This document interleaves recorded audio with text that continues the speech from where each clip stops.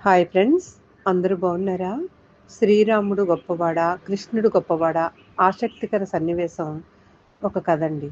ఒకానొక సందర్భంలో అర్జునుడు తీర్థయాత్రలు చేస్తూ ఆంజనేయుణ్ణి కలుసుకున్నాడంటండి. ఇద్దరూ కుశల ప్రశ్నలు వేసుకున్నాక కురుక్షేత్ర సంగ్రామం గురించి ప్రస్తావన వచ్చింది. శ్రీకృష్ణుడే అందరికన్నా ముందు గొప్పవాడు, అందుకే మేము అంతటి మహాసంగ్రామంలో విజయం సాధించామయ్యా అన్నాడు అర్జునుడు. ఆంజనేయుడికి ఆ మాట నచ్చలేదు. మా ప్రభువైన రాముడు ముందు కృష్ణుడు ఎంతటివాడయ్యా అన్నాడు హనుమ. మీ రాముడే అంతటి గొప్పవాడైతే సేతువును నిర్మించడానికి అల్పులైన మీ వానరుల సాయం ఎందుకు తీసుకున్నట్టు? తను ధనుర్వాది కదా, కౌశలంతో వంతెన నిర్మించవచ్చు కదా అన్నాడు అర్జునుడు. అర్జున, నీవు ధనుర్విద్యలో నిపుణునివి అంటున్నావు కదా, నీ బాణాలతో సేతువును నిర్మించు చూద్దాం. నేను దాని మీద నడిచి ముక్కలు ముక్కలు చేసేస్తాను. అలా చెయ్యలేకపోతే చితి పేర్చుకుని ప్రాయోప్రయాసం చేసేస్తాను అన్నాడు హనుమ. వంతెన కూలిపోతే నేను మంటల్లో పడి ప్రాణత్యాగం చేస్తాను అన్నాడు అర్జునుడు.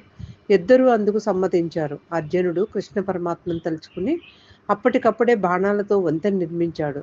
హనుమ ఆ వంతెనపై అటు ఇటు నడిచాడు, గంతులు వేశాడు. చివరకు తన బలమంతా ఉపయోగించి కూలగొట్టేందుకు ప్రయత్నించాడు. వంతెన చెక్కు చెదరలేదు. హనుమ తన ఓటమిని అంగీకరిస్తూ పందెం ప్రకారం చితి పేర్చమన్నాడు. చితి చుట్టూ 3 సార్లు ప్రదక్షిణ చేసి రాముని తలుచుకుని మంటల్లో దూకపోయాడు.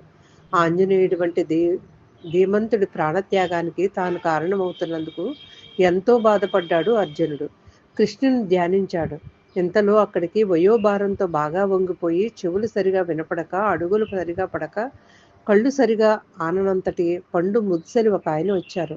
జరుగుతున్న తతంగాన్నంతటినీ చూశాక, ఏవయ్యా, ఏం జరుగుతోంది ఇక్కడ? ఎందుకు ఈయన ప్రాణత్యాగం చేస్తున్నాడు అన్నాడు. ఇద్దరూ తమ తమ ప్రతిజ్ఞలను వివరించారు. వృద్ధుడు శాంతంగా విని, ఇదంతా జరిగినప్పుడు సాక్ష్యం ఎవరైనా ఉన్నారా అని అడిగాడు. ఎవ్వరూ లేరండి, మేమిద్దరమే ఉన్నాము అని చెప్పడంతో, ఈసారి నేను చూస్తాను, మళ్ళీ నువ్వు బాణాలతో వంతెన నిర్మించు అన్నాడు అర్జునుడితో. అర్జునుడు మళ్ళీ ఆ వంతెన నిర్మించాడు. కానీ కృష్ణుని తలుచుకోలేదు. హనుమ తన ఆరాధ్య దైవమైన శ్రీరాముని తలుచుకుని ఆ వంతెనపై అడుగు పెట్టగానే అది పటపటామని విరిగి కూలిపోయింది. ఈసారి అర్జునుడు తన ఓటమి అంగీకరిస్తూ ఆ చితిలో తాను దూకపోయాడు. ఆ వృద్ధుడు ఆంజనేయుడికి శ్రీరాముడిగా, అర్జునుడికి కృష్ణుడిగా చిరునవ్వులు చిందిస్తూ కనిపించాడు.